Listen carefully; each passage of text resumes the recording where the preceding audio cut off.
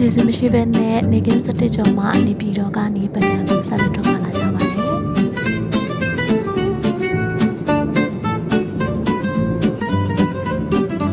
နေပြည်တော်ကနေပကံခီးစဉ်ဖြစ်ပါတယ်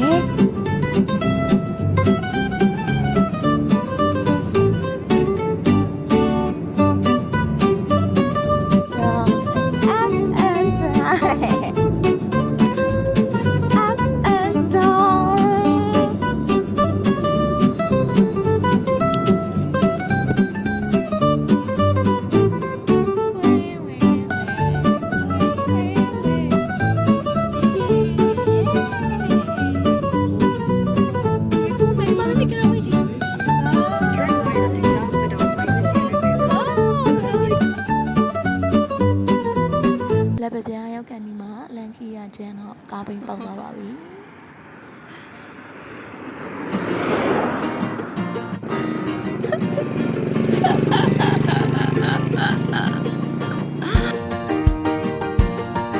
ပကံဝစတင်ဝင်ရောက်လာပါပြီရှင်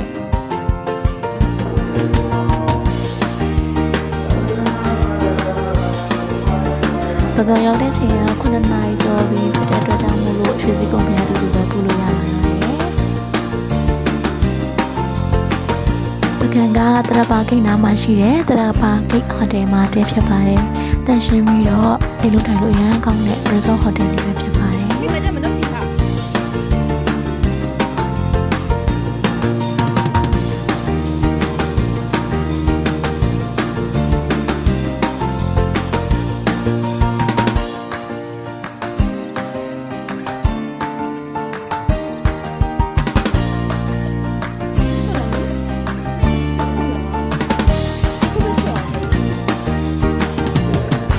မကကိုလေးကိုခီးပင်မမီအိတ်သွားမယ်ထင်တာလုံးဝတလွဲပါညတနာရီကျော်မှအိပ်ပါတယ်ရှင်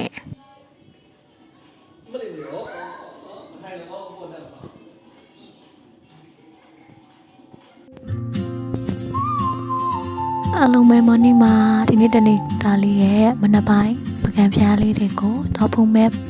ဘလော့လေးဖြစ်ပါတယ်ဆက်လက်ကြည့်ပြပါအောင်ရှင် She moves like a map with no borders, a whisper caught in the wind. I see her boots at the corner cafe with a notebook and a grin. She's chasing skies I've never named while I stay in my lane.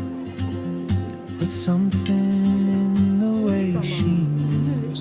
keeps pulling at my chain. Oh, traveler, you carry the sun in your stride, leaving behind what I hold inside. If I don't ask your name today, I may never get the chance to walk beside your wandering dance.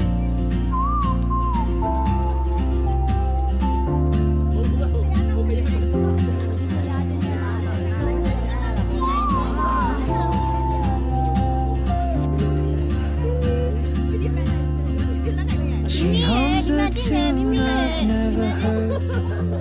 in languages I can't speak. She writes down cities on her wrist and dreams she'll never keep. I sip my coffee, miss my cue, still anchored by my fear. But time rolls on like open roads, and soon she won't be here. Oh, traveler, you carry the sun. နောက်တစ်ခါထပ်မံလာခဲ့ပါအောင်မယ်ပကံကြီး